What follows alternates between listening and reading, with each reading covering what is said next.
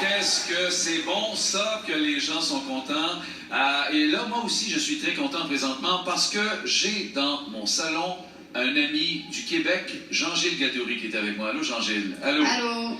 En juin dernier, Jean-Gilles, tu apprenais à tout le Québec, malgré le fait que tu semblais bien t'en sortir, tu venais d'apprendre au moment du Téléthon que tu faisais une rechute par rapport à ta leucémie. Et tes chances de t'en sortir étaient, cette fois-là, beaucoup, beaucoup moins bonnes. Mais, on t'avait lancé un défi et on te dit, Jean-Gilles, on veut te revoir au Téléthon 2017 et ce soir, il est avec nous. Jean-Gilles Gadouri est là. Jean-Gilles, encore une fois, tu défies l'impossible. Raconte-nous cette année-là que tu viens de vivre qui a été très, très, très, très difficile. Bien, c'est sûr que j'étais isolée, je pouvais pas sortir de ma chambre, je recevais des médicaments qui pouvaient m'endormir, c'était vraiment difficile. Tu sais, je savais que j'avais pas beaucoup de chance parce que la première année, j'ai vu plein de mes amis qui sont morts.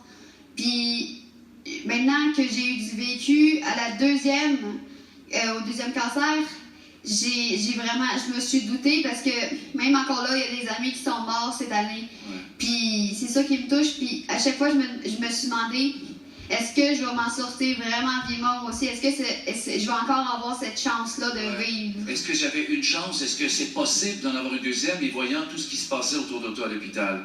Jean-Gilles, tu as touché le Québec et encore une fois, tu fais quelque chose de tellement motivant.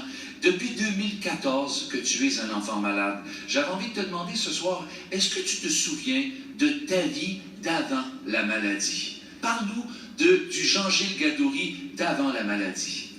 Avant ma maladie, c'était le paradis pour moi. Je faisais tout ce que j'aimais. Je chantais, je dansais, je faisais des photos pour des magazines, puis j'étais acteur. C'est tout ce que je faisais. J'ai tourné pour Schtroumpf 2, Oui. un film. Les Schtroumpfs, je regardais toutes les bandes dessinées. C'est mon enfance. Fait que c'est des rêves que j'ai exaucés pour moi, puis c'était vraiment beau.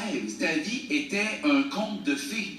Mais là, on est complètement à l'opposé aujourd'hui où on est rendu. Et ce que j'ai aussi envie de te demander aujourd'hui, Jean-Gilles, comment tu vois la vie? La vie, là, c'est pas du tout ce que tu vivais avant. Aujourd'hui, comment tu vois la vie? C'est sûr que je prends la vie, je crois que la vie a plein dedans. Chaque seconde, chaque moment compte extrêmement pour moi parce qu'on ne sait jamais quand il peut arriver une tempête, un problème. Ouais. Fait qu'il faut profiter de la vie, il faut vraiment tout faire ce qu'on veut parce qu'on ne sait jamais qu'est-ce qui peut arriver plus tard. Ouais. Mon cher ami, ouais.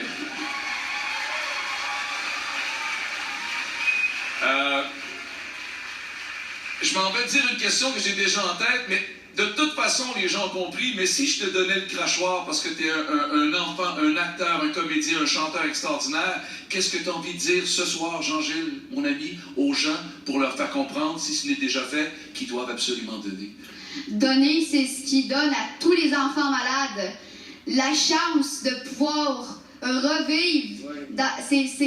Ça nous donne un espoir. C'est vous qui nous sauvez. C'est vous qui donnez les dons. C'est vraiment, si vous donnez, vous pouvez dire que vous avez sauvé des vies. Et ça, c'est quelque chose de vraiment précieux pour nous.